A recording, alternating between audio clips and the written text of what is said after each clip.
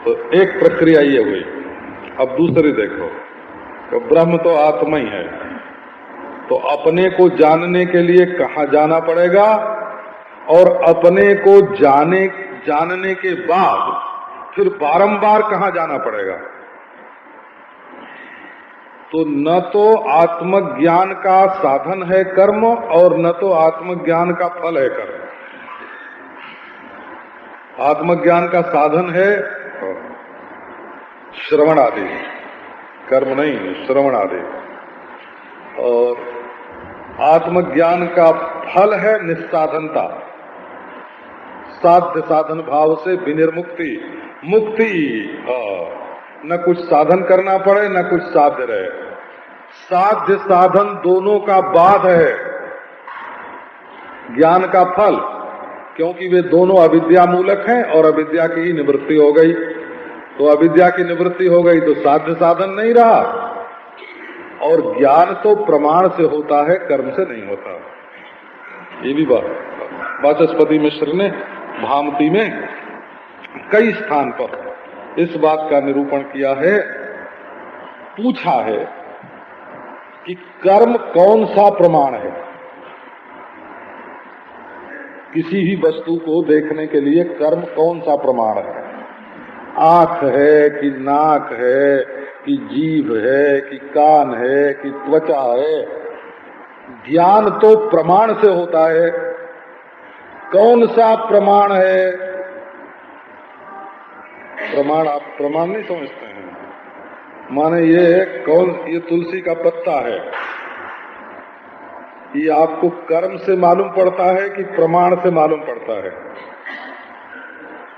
बोले आंख से इसका रंग दिखता है, आंख से ज्ञान होगा ना कि ये तुलसी है।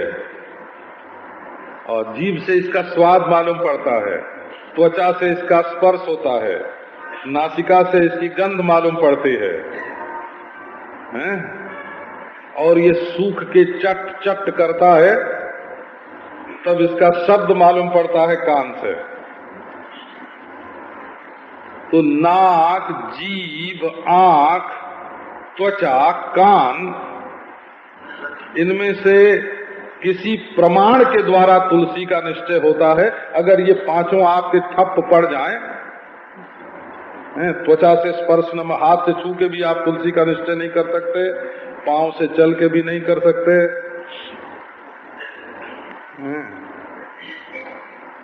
तो वस्तु का निश्चय प्रमाण से होता है। न क्वचित कर्म कोटि भी वस्तु सिद्धिर विचारेण, न क्वचित कर्म कोटि भी। करोड़ कर्म करो, वस्तु के स्वरूप का ज्ञान नहीं होगा। उसके लिए ज्ञान तो प्रमाणाधीन है, प्रमाण से होता है। उसका भी आगे जब विचार आवेगा, अब शास्त्र जोनित्वाधिकरण में सुनाएंगे प्रमाण का विचार। तीसरा सूत्र जब आवेगा, जब प्रमाण क्या होता है।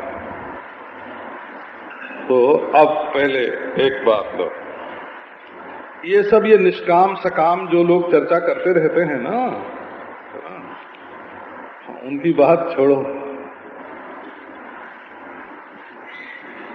इसमें कुछ निष्काम सकाम की बात नहीं है, बात है प्रमाण की। तो कर्म कौन सा प्रमाण है। प्रत्यक्ष है कि अनुमान है कि उपमान है कि शब्द है कि अर्थापत्ति है कि अनुपलब्धि है कि संभव है कि ऐतिह्य है कि चेष्टा। कौन सा कर्म, कौन सा प्रमाण है।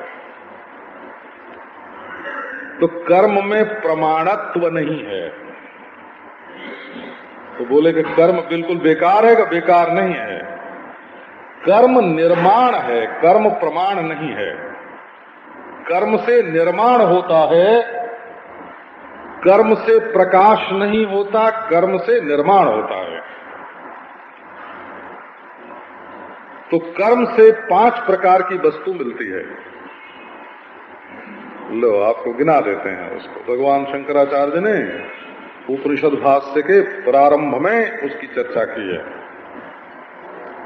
एक तो घड़े से कोई चीज आप पैदा कर सकते हैं, कर्म से कोई चीज पैदा कर सकते हैं। जैसे घड़ा बनाना हुआ तो मिट्टी खोद के ले आए और गीली करी और लोंदा बनाया और चाक पर चढ़ाया और चाक को घुमाया और घड़ा तैयार। कोई चीज अगर आप बनाना चाहते हो तो कर्म से बना सकते हैं। एक बात, अच्छा आपके घर में कोई चीज न हो, ये देखो वेदांत के ग्रंथों में इसके लिए दृष्टांत दूसरे हैं। हो वेदांत के ग्रंथों में इसके लिए यज्ञ संबंधी कर्म का दृष्टांत है। हम आपको अपने घर की बात बताते हैं। उत्पाद्य क्या है? अच्छा, आपको अपने घर में घड़ा न हो तो दूसरे के घर में से जा करके घड़ा उधार ले आओ, मिलेगा ना। इसको आपके बोलते हैं। आपके, आप कर्म करके दूसरे के घर से घड़ा उधार ले आओ, ये आपके हो गया। शास्त्र में इसका दृष्टांत है कि मंत्र तुमको याद न हो तो गुरु से जाके सीख लो, ये आपके हो गया। मंत्र को आप, तो कर्म से आप दूसरे के घर से चीज उधार ला सकते हैं और अपने घर में बना सकते हैं। अच्छा, चाहे तो घड़े को रखे रखे सड़ा दें, इसमें आपका है ना क्या नाम, और नमक डाल के रख दो गले में, मिट्टी के घड़े में नमक रख दो। थोड़े दिनों के बाद क्या होगा, उसमें नमक लग जाएगा और घड़ा विकृत हो जाएगा। तो आप कर्म से विकार कर सकते हो, बोला विकृत हो जाएगा, सड़ जाएगा, है ना। अच्छा, और कर्म से आप क्या कर सकते हो? कोई चीज गंदी हो गई है ना, घड़े में मिट्टी लग गई है, गंदला हो गया है, उसको पानी से आप धो दो, तो ये क्या हुआ? ये कर्म के द्वारा उसका संस्कार हो गया, सफाई हो गई।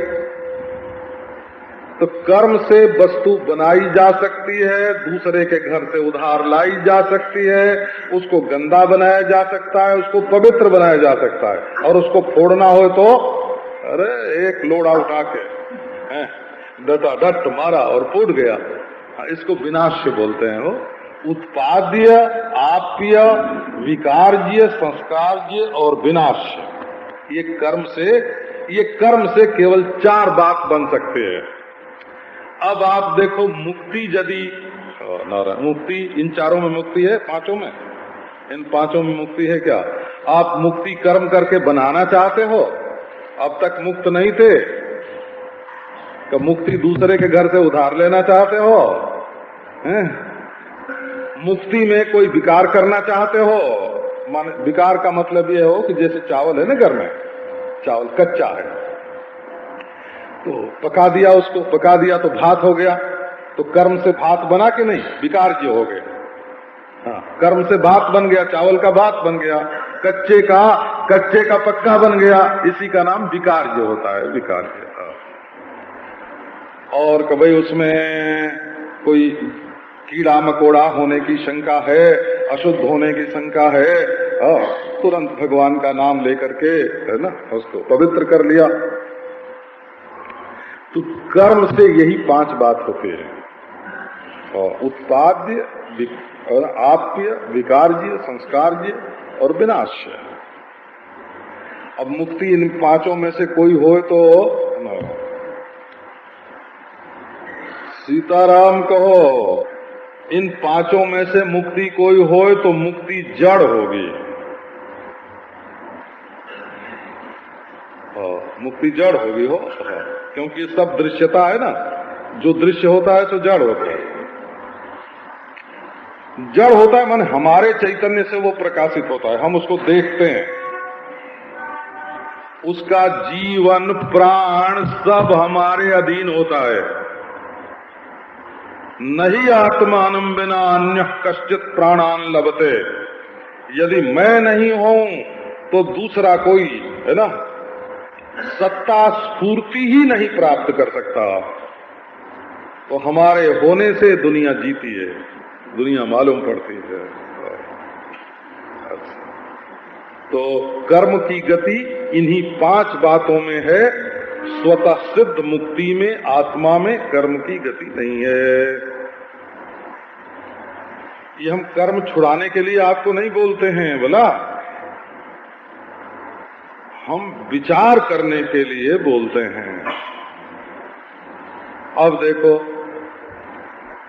कर्म और ज्ञान का एक फर्क और बताओ। माने ज्ञान से जो चीज मिलेगी वो इसके बिल्कुल विपरीत होगी।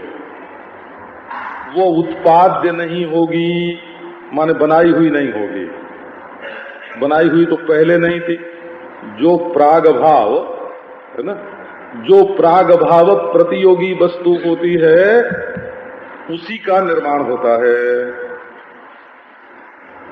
पहले नहीं थी तो अब बन गई। तो ज्ञान से जो वस्तु मिलती है वो बनाई हुई नहीं मिलती, पहले से जो होती है।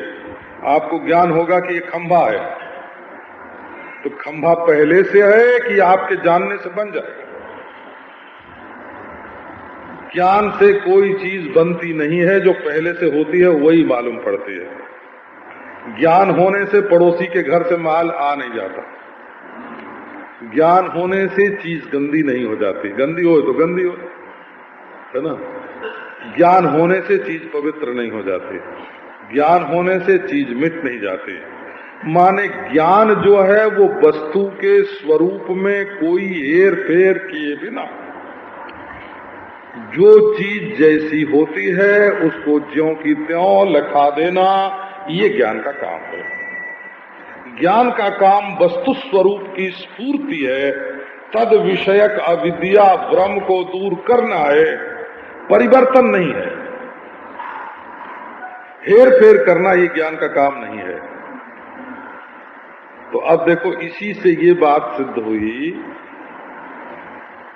कि हम ब्रह्म ज्ञान की दिशा में क्यों चलते हैं। माने हम ब्रह्म ज्ञान की दिशा में क्यों चलते हैं कि हमें कोई नई वस्तु पैदा नहीं करनी है, किसी वस्तु को उधार नहीं लेना है, किसी में विकार नहीं पैदा करना है, संस्कार नहीं करना है, नष्ट नहीं करना है। हम ये जानना चाहते हैं कि आखिर मैं है क्या, ब्रह्म है क्या, संसार है क्या, इसके स्वरूप को जानना चाहते हैं, है ना। ये क्या, अब देखो तो इसलिए ब्रह्म जिज्ञासा करनी चाहिए। अब दूसरी बात देखो, कर्म के हेतु दूसरे हैं, कर्म का स्वरूप दूसरा है और कर्म का फल दूसरा है। विचार कर लो। तो जैसे किसी को स्वर्ग पाना है और यहां करेगा यज्ञ, तो अब आजकल यज्ञ जागादि की तो चर्चा व्यर्थ ही है, क्योंकि लोग कहेंगे कि महाराज उससे जो फायदा है सो तो बताते नहीं और उसमें जो गलती है सो बताते हो। तो वैसे आप समझो कि हम शास्त्र की जितनी बात है ना, यज्ञ करने से लेकर के और ब्रह्मलोक की प्राप्ति पर्यंत और अंतःकरण शुद्धि, कर्म से जो कुछ हो सकता है उस बात को हम जानते हैं और उसकी व्याख्या कर सकते हैं। इसलिए आपको इसलिए बताते हैं, किसी के मन में शंका हो कि खंडन करते हैं, तो हमको खंडन करने का कोई शौक नहीं है। हम उसकी व्याख्या आपको बिल्कुल ठीक ठीक बता सकते हैं कि उसका अभिप्राय क्या है और उससे आपको इस जीवन में और मरने के बाद भी उससे क्या लाभ हो सकता है, वो हमको मालूम है। तो कर्म करने में आपको यदि स्वर्ग परलोक के लिए कर्म करना है तो परलोक पर श्रद्धा चाहिए, है ना। और इस कर्म से परलोक मिलेगा उस साधन पर श्रद्धा चाहिए। और उस मंत्र पर श्रद्धा चाहिए और उस ब्राह्मण पर श्रद्धा चाहिए, है ना। फल पर श्रद्धा, कर्म पर श्रद्धा, मंत्र पर श्रद्धा, ब्राह्मण पर श्रद्धा, है ना। और अपने कर्तृत्व की मान्यता कि मैं कर्म करने वाला हूं। तब आप जब कर्म करेंगे तो आपको परलोक प्राप्त करने वाला जो कर्म है वो फलप्रद होगा और अधिकारी होंगे, है ना। स्वयं अधिकारी होंगे, है ना। अपने कर्तृत्व की मान्यता होगी और ब्राह्मण, मंत्र, कर्म और फल इन पर श्रद्धा होगी। ये कर्म का हेतु है, वो कर्म का हेतु। अब ज्ञान का हेतु देखो। ज्ञान के लिए मैं करता हूं ये मान्यता स्वीकार करके चलने की जरूरत नहीं है, है ना। और इस कर्म से ये फल मिलेगा ये श्रद्धा करने की जरूरत नहीं है, क्योंकि वो कर्म ही नहीं है तो श्रद्धा की क्या जरूरत। परलोक में जाना ही नहीं है तो श्रद्धा की क्या जरूरत। श्रद्धा मूलक प्रवृत्ति का नाम ब्रह्म विचार नहीं है, प्रमाण मूलक प्रवृत्ति का नाम ब्रह्म विचार है। प्रमाण प्रधान है। प्रमाण प्रधान का मतलब यह है कि जैसे आपको घड़ी में कै बजा है ये देखना हो, हैं, तो आप विश्वास मत कीजिए कि इतना बजा हुआ है। आप आंख खोल करके घड़ी हाथ में लेके देख लीजिए, है ना। घड़ी देखने में जैसे आंख प्रमाण है, वैसे ब्रह्म को देखने के लिए भी एक प्रमाण है। तो ब्रह्म ज्ञान जो है वो प्रमाण मूलक प्रवृत्ति है, श्रद्धा मूलक प्रवृत्ति नहीं है। अब दूसरी बात देखो, और उसमें अधिकारी समदमादि संपन्न है, उसमें परलोक पर श्रद्धा रखने वाला और अमुक जाति में पैदा हुआ उसका अधिकारी नहीं है, तो जिज्ञासु अधिकारी है, जो जानना चाहता है और जानने की योग्यता जिसके अंदर है वही अधिकारी है। अच्छा, और श्रद्धा नहीं, प्रमाण चाहिए। अब आप देखो, कर्म उपासना में और ज्ञान में एक फर्क और देखो। कर्म और उपासना में बारंबार दोहराना पड़ता है, ये स्वरूप है उसका। और तत्व ज्ञान जो है वो एक बार हीरा पायो गांठ बिठियायो, बार बार वाको क्यों खोले। आपको जल्दी देखने का मन हो तो आवृत्ति ही असकृदुपदेशात्, इस सूत्र की व्याख्या में भगवान श्री शंकराचार्य महाराज ने लिखा है कि जब एक बार देख लिया कि ये कमरे में रस्सी पड़ी है, ये सांप नहीं है, रोशनी करके देख लिया, तो बारंबार उस पर टार्च डाल करके देखने की जरूरत नहीं है। अगर पहली बार देखने में गलती रह गई है तब दोबारा देखना पड़ता है।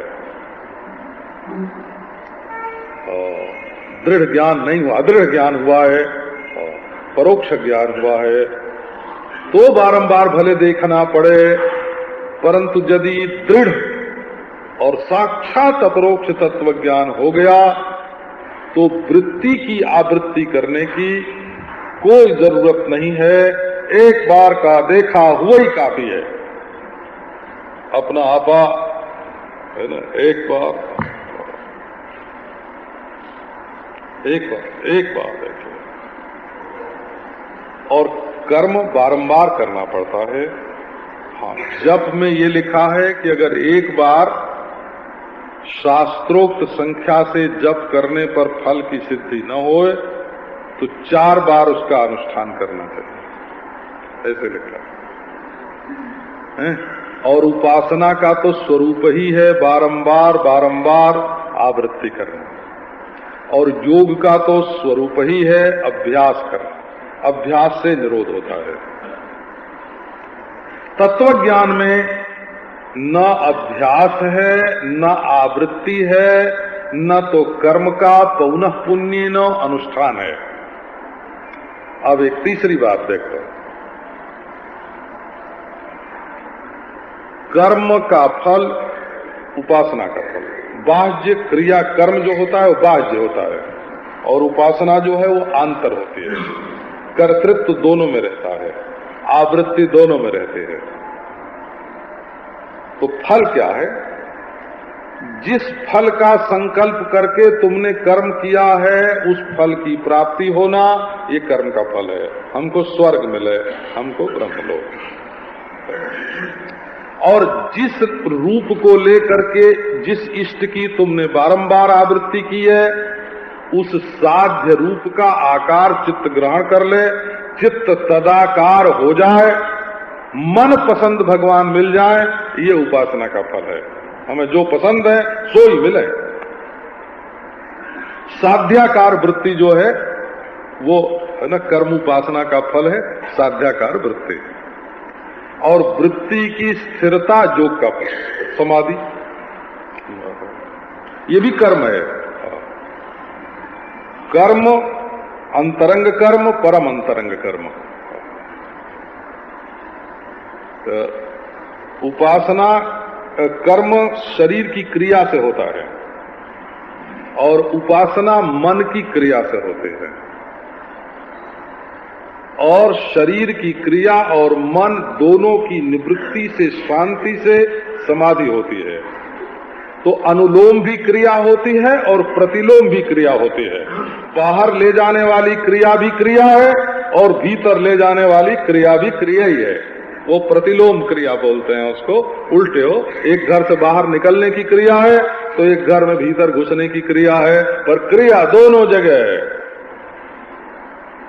अब ज्ञान जो है वो साध्य का प्रापक नहीं है। तुम्हारी मनपसंद का ख्याल ज्ञान नहीं कर सकता। इसी से जो लोग मनपसंद वस्तु चाहते हैं वो ज्ञान मार्ग में जाने से डरते हैं, क्योंकि तुम्हारा मन चाहे टूटे चाहे फूटे, सत्य जैसा है वैसा सत्य प्रकाशित करना ये ज्ञान का काम है। तो देखो ये क्या हुआ, हेतु, स्वरूप और फल। ज्ञान सिद्ध वस्तु का साक्षात्कार। सिद्ध वस्तु का साक्षात्कार माने असाक्षात्कार के भ्रम की निवृत्ति। एक ने आके पूछा हो, ये महाराज आत्मा का साक्षात्कार कैसा? आत्मा का साक्षात्कार क्या है? माने आत्मा का साक्षात्कार माने देखना। आत्मा को देखना क्या है? जो देखने वाला है सो देखा नहीं जा सकता, और जो देखा जाता है वो देखने वाला नहीं है। तो आत्मा का दिखना कैसा?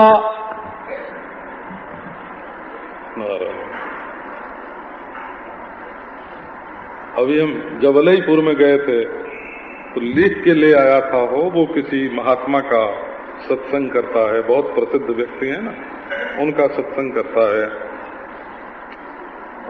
और लिख के ले आया था, आत्मा का साक्षात्कार क्या है, लिख के ले आया था।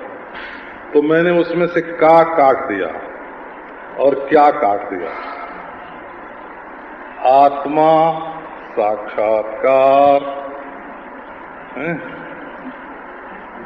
आत्मा का साक्षात्कार नहीं, आत्मा स्वयं साक्षात्कार।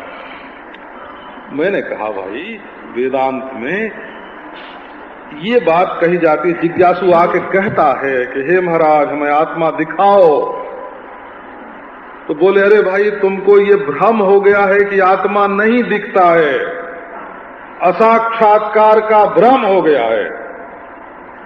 तो जिस विचार से, जिस ज्ञान से ये असाक्षात्कार का भ्रम मिट जाए, वो विचार तुम्हारे लिए जरूरी है। अगर तुम खुद कहते हो कि हम आत्मा को नहीं देखते, हम आत्मा को नहीं जानते, हम रोग फैला के डॉक्टर थोड़ी बनते हैं, है ना। ऐसे हैं गांव के कुएं में कोई ऐसी दवा डाल दी कि सारे गांव के लोग बीमार पड़ गए, और अब डॉक्टर साहब ने एक आना पुड़िया का वहां दवा खाना खोल दिया, बड़ा फायदा हुआ हो। हाँ, क्योंकि एक आने में तो 1 पैसे की भी दवा नहीं थी, पौन पैसे की भी दवा नहीं थी। नारायण। तो ये लोगों से पहले कहना कि तुम रोगी हो और फिर दवा की दुकान खोलना, ये नहीं। वेदांत की रीति ये है कि जो स्वयं अपने को रोगी अनुभव करता हो, यदि उसको मालूम पड़ता हो कि हमें भ्रांति है, हमको अज्ञान है, हम इस अज्ञान से बहुत दुखी हैं, हम बद्ध हैं, और वो आकर के गुरु कृपालो कृपया बदईतर आके खुद कहे कि हमको छुड़ाओ, तब उसको क्या बोलो? का ये मत बोलो कि हाँ वस्तुतः तुम दुखी हो, बद्ध हो, अज्ञानी, ऐसे उसको नहीं बोलना, है ना। का उसको क्या बोलना? का परमानंद स्वरूप तू, नहीं तो मैं दुख लेस, विचार सागर में तो आए। अरे बाबा तू तो परमानंद स्वरूप है, तेरे अंदर दुख का लेस भी नहीं है। गुरु की दृष्टि में जिज्ञासु दुखी नहीं है, गुरु की दृष्टि में जिज्ञासु बद्ध नहीं है, गुरु की दृष्टि में जिज्ञासु अज्ञानी नहीं है। वो अपने को दुखी मानता है भ्रम से, बद्ध मानता है भ्रम से, अज्ञानी मानता है भ्रम से, है। उसकी मान्यता का, उसकी दृष्टि का जो भ्रम है, उसके निवारण के लिए गुरु उपदेश करता है। ये चेला चाटी का मार्ग नहीं है। तो अगर तुमको दुख है तो आओ, तुमको बंधन है तो आओ, तुमको अज्ञान है तो आओ, और तुम अपने आप में मस्त हो, तो हम तुम्हारी मस्ती में कोई दस्तंदाजी नहीं करते, हमारा कोई हस्तक्षेप नहीं है। तुम अपने रास्ते चलो, मौज करो। लेकिन तुमको खुद ही मालूम पड़ता हो तो आओ। अच्छा, अब तो देखो, ज्ञान की आपको विलक्षणता बताने के लिए ये जिज्ञासा है ना, अथातो ब्रह्म जिज्ञासा। तो ज्ञान क्यों प्राप्त करना चाहिए? क्योंकि ज्ञान के पहले भी किसी साधन का लवलेश नहीं है। ये सर्वापेक्षाधिकरण है ब्रह्मसूत्र में, सर्वापेक्षाधिकरण। उसके पहले वाला जो अधिकरण है ना, सर्वापेक्षाधिकरण के पूर्व का अधिकरण, उसमें यही बताया है कि कर्म का संबंध नहीं है। बोले फिर सब व्यर्थ है? कब व्यर्थ नहीं है, अंतःकरण शुद्धि के द्वारा सब उपयोगी है। सर्वापेक्षा जज्ञादि श्रुते अस्ववत। तो नारायण, उसमें भी मतभेद है विवरण प्रस्थान का और भामती प्रस्थान का, है ना। कि ये जो जज्ञादि श्रुति है ये गमन में हेतु है। भामतीकार कहते हैं कि नहीं, गमन में हेतु नहीं है, अवगम में हेतु नहीं है ना। ये अवगम की इच्छा में हेतु है। अंतःकरण जब शुद्ध होगा तब ब्रह्म को जानने की इच्छा होगी। ब्रह्म ज्ञान में कर्म साधन नहीं है, ब्रह्म ज्ञान की इच्छा होने में कर्म साधन है। ब्रह्म ज्ञान में कर्म साधन कि ब्रह्म ज्ञान की इच्छा में कर्म साधन, इस बात को लेकर द्वैत वेदांतियों में 2 प्रस्थान है, विवरण प्रस्थान और भामती प्रस्थान। कर्म ज्ञान का हेतु है ये विवरण प्रस्थान कहता है, कर्म ज्ञान इच्छा का हेतु है, विविदिशा का हेतु है ये भामती प्रस्थान कहता है। लो, कहाँ ढकेल दिया, कहाँ ढकेल दिया। अच्छा, और ये लोग जो ज्ञान के बाद कर्म होता है, ज्ञान के बाद कर्म होता है ऐसा बोलते हैं, उनका संसार के ज्ञान के बाद कर्म होता है ये बात कहना ठीक है, वो है ना। संसार में जब घड़े को तुम अपने लिए उपयोगी समझोगे तब ले आओगे, लाने का कर्म कब होगा? जब उसको उपयोगी समझोगे, तो ज्ञान के बाद कर्म हुआ। और जाओगे तब उसको उठाओ, देखोगे, जाओगे तब देखोगे, और देखोगे तब लाओगे, हैं? तो घड़ा देखने के पहले जाना कर्म है और घड़ा देखने के बाद लाना कर्म है, लेकिन अपने आप के पास न जाना है न लाना है, हैं? वो तो अन्य होए तब जाना होए और अन्य होए तब लाना होए, और ये परमात्मा तो अपना आप ही है। तो अथा तो ब्रह्म जिज्ञासा, आओ आओ अब ब्रह्म ज्ञान। तो अब प्रारंभ करते हैं। इस सूत्र पर जो हमारे बड़े बड़े आचार्यों ने विचार किया है, अभी तो मैं आपको तैयार कर रहा था उस विचार के लिए। कल हमको एक ने कहा कि आप कहते तो बड़ी गंभीर बात हो, फिर कह देते हो कि हल्की फुल्की है, तो लोगों के मन में सचमुच वो समझ लेते होंगे कि हल्की फुल्की है। मैंने कहा अगर वो सचमुच समझ लेते हैं कि हल्की फुल्की है तो वो बात समझी नहीं उन्होंने, फिर है ना। हम तो भाषा के चक्कर में बात को डालते नहीं, हम भाषा के चक्कर में बात को नहीं डालते हैं और युक्ति के दांव पेच में भी नहीं डालते हैं। जैसे बढ़िया से बढ़िया कविता हो और वो संगीत के चक्कर में पढ़ के निरर्थक हो जाते हैं। आप लोग बुरा मत मानना हो, संगीत के प्रेमियों, बुरा नहीं मानना होगा। बढ़िया से बढ़िया अर्थ बताने वाली कविता होवे, परंतु जब वो आ के चक्कर में पड़ेगी तो उसमें क्या कहा गया है ये आपको मालूम ही नहीं पड़ेगा। आपके कान को मजा आएगा लेकिन उसका अर्थ छूट जाएगा।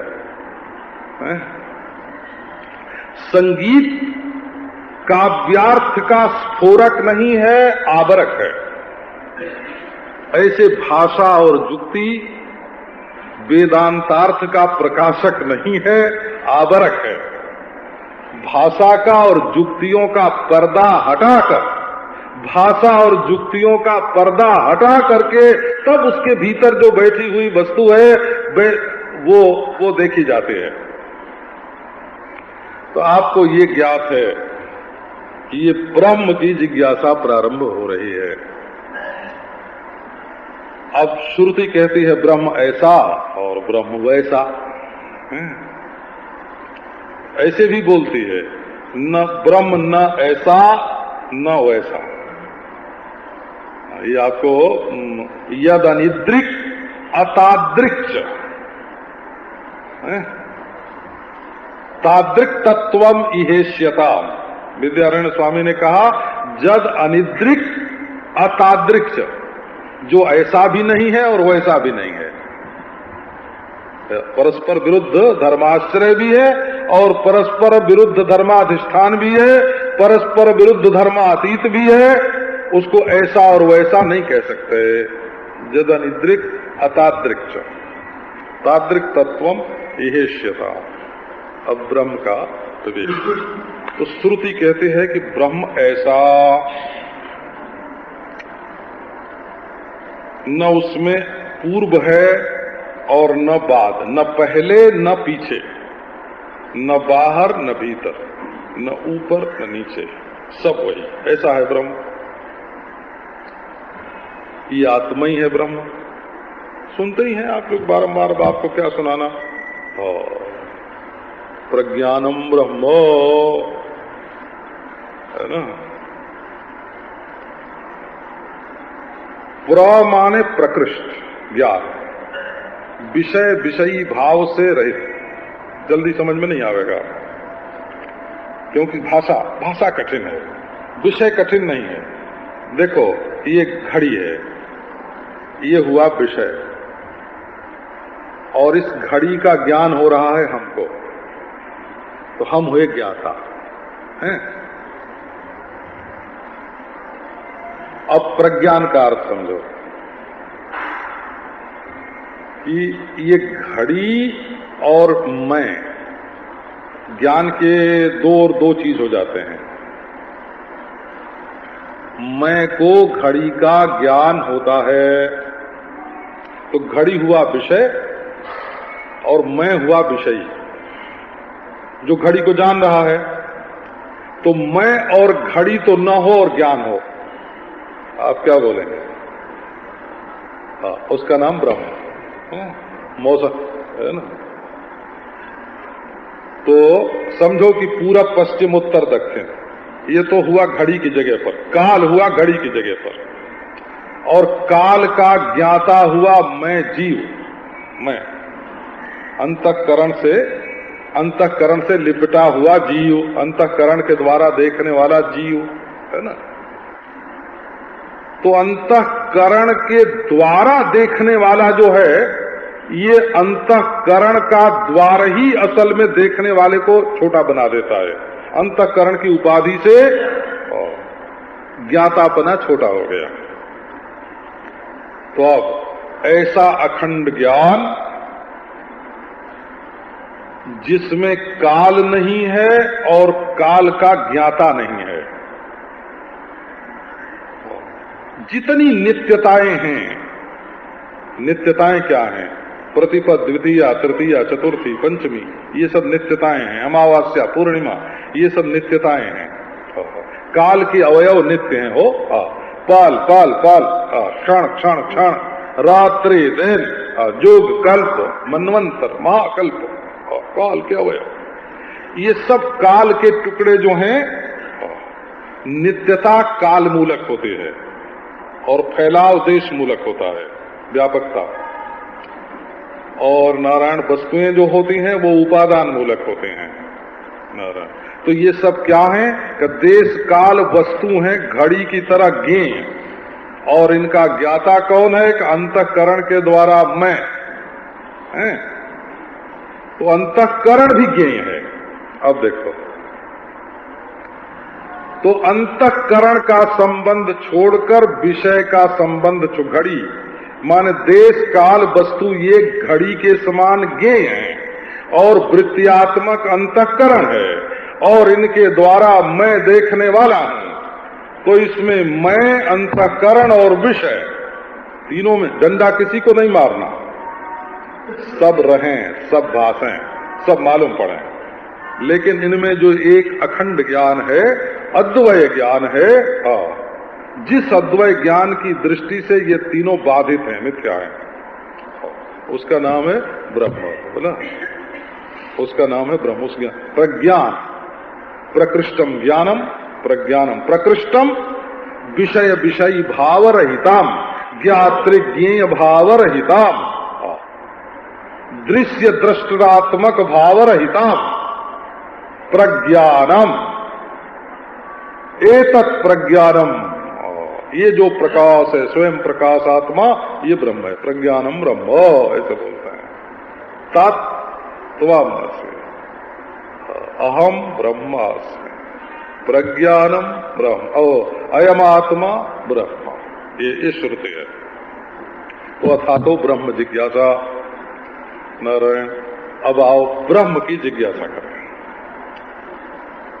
बोले अच्छा, इस ब्रह्म को जानने से फायदा क्या होगा? क्योंकि मनुष्य जो है ना, तो बीच बीच में ऐसे बोल देते हैं, हो वैसे हमको बोलने की जरूरत नहीं है। हाँ, लेकिन कई लोग कहेंगे कि बस वही ब्रह्म, वही ब्रह्म, वही ब्रह्म। तो कल आपको सुनाया था कि आपको दुख वही चीज देती है जिसको आप छोड़ नहीं सकते। इसी का नाम गांठ है, ग्रंथि। पोटली बांध ली, देखो छोटे बर्तन के मुंह में हाथ डाला और मुट्ठी भर चना लिया। अब निकालते हैं तो चना छोड़ते नहीं है और मुट्ठी छेद में से निकलती नहीं है, तो बंध गए, फंस गए। हाँ, बंदर ऐसे ही पकड़े जाते हैं। बंदरों के पकड़ने का यही तरीका है। एक हाथी है, हथनी के साथ सट जाता है, अब वो हथनी को छोड़ नहीं सकता है ना। हथनी के साथ गड्ढे में गिरता है और पकड़ा जाता है। हाथी के पकड़ने का यही तरीका है। तो अपने से अलग जितनी चीजें हैं दुनिया में, क्या रुपया पैसा, क्या अन्न पानी, क्या स्त्री पुत्र, क्या शरीर, अरे क्या अंतःकरण, भला ये मैं मेरा, ये सब जब पकड़ के बैठे हो तो देखो धन जाने का दुख तुमको आया, अरे क्यों नहीं छोड़ देते? कहाँ धन लेके आए थे जिस दिन पैदा हुए थे? कोई अपने साथ रुपया पैसा बांध के आए थोड़े थे। ये तो बाद में मन की गांठ पड़ गई ना, स्त्री पुत्र की गांठ, जात पात की गांठ, धन दौलत की गांठ, देश विदेश की गांठ है, परिवार की गांठ, इज्जत की गांठ है ना। तो दोनों हाथ उठा के खड़े हो गए, कोई ना हम न मैं, गांठ ही तकलीफ देती है। तो ब्रह्म ज्ञान होने से क्या होता है कि हमारी दुनिया में किसी भी दृश्य के साथ गांठ नहीं है, निर्ग्रंथ हो जाते हैं, बिल्कुल निर्ग्रंथी, किसी के साथ गांठ नहीं है।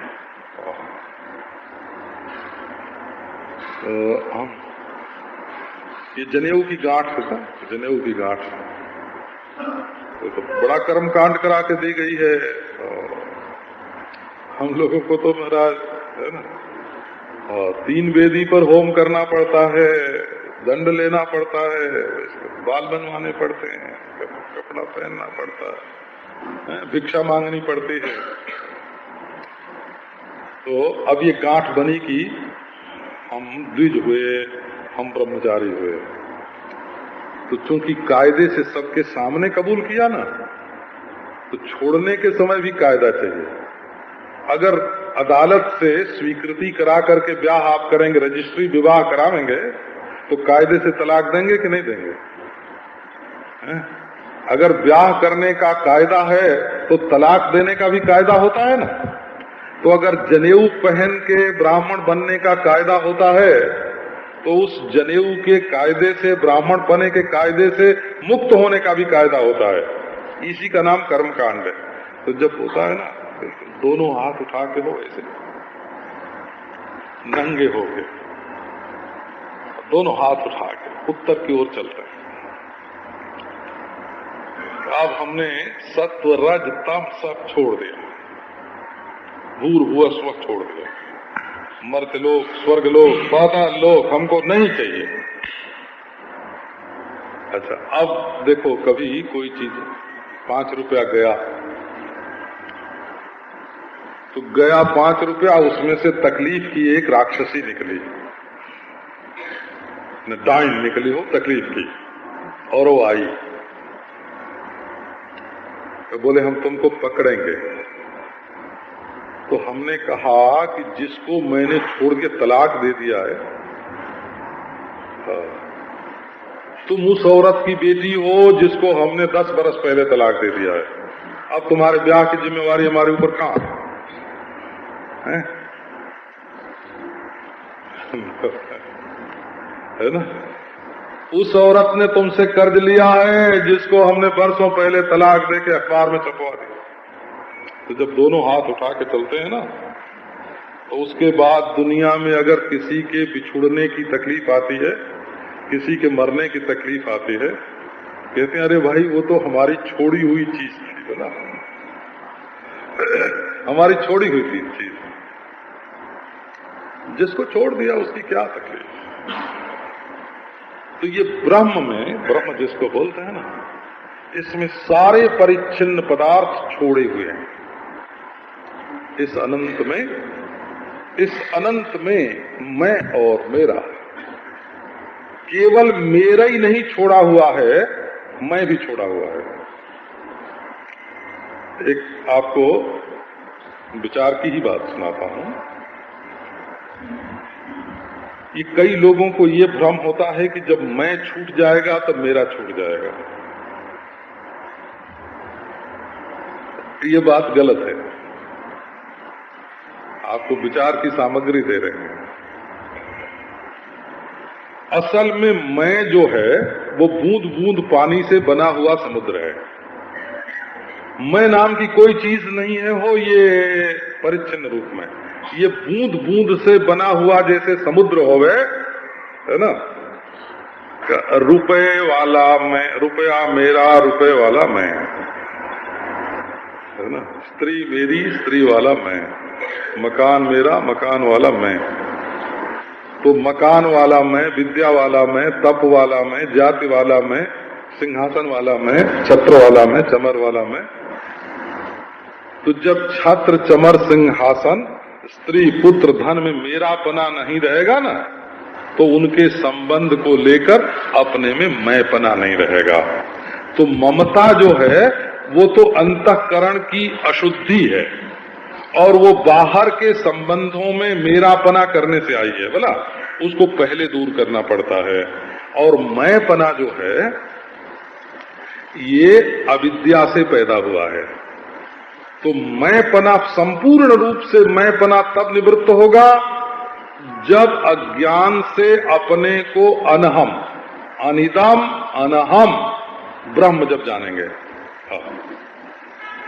परिच्छिन्न अहंकार से रहित जब ब्रह्म अपने को जानेंगे, तब परिच्छिन्न अहंकार मिट जाएगा। तो अंतःकरण शुद्धि के लिए पहले ममत्व का त्याग होता है ना, और पीछे अंतःकरण शुद्ध होने पर ज्ञान होता है। ज्ञान से अज्ञान का जब निवृत्त होता है तो अज्ञान का ही सारा कार्य है, संसार जितना है वो सारा अज्ञान का कार्य है। तो ये मेरे पने को छुड़ाने के लिए एक तो विवेक चाहिए, विवेक की तलवार, और एक जो जो मेरा मालूम पड़े सो सो अनंत प्रभु के चरणों में अर्पित करो, वहां भक्ति का उपयोग हो जाएगा, बोला। और अनंत के साक्षात्कार से परिच्छिन्न अहम की निवृत्ति हो जाएगी। इसलिए देखो, आपको अगर नारायण न भासता हो, हमने बीच बीच में कर्मकांड की भी बहुत सारी बातें कही हैं, ना, हाँ, उनका खंडन नहीं किया है। उपासना की भी कही है, योग की भी कही है, विचार की भी कही है, लेकिन ये ब्रह्म जिज्ञासा जो है, ब्रह्म जिज्ञासा, तो आपको परिच्छिन्न जो आप अपने को मानते हैं, परिच्छिन्न माने टुकड़ा, कतरा बोलते हैं, उर्दू वाले कतरा बोलते हैं, हो एक कतरा। तो असल में ब्रह्म में न कतरा है न दरिया है, ब्रह्म स्वयं न कतरा है न दरिया है, हाँ, न वो परिच्छिन्न है न परिच्छिन्नों की समष्टि है। ब्रह्म कोई जाति नहीं है, जाति अनेक से मिलके होती है ना, अनेक व्यक्ति के मिलने से जाति होती है। तो ब्रह्म व्यक्तियों का समूह नहीं है, परिच्छिन्नों का वो जोड़ नहीं है, न वो दरिया है न कतरा है, न वो व्यक्ति है न जाति है।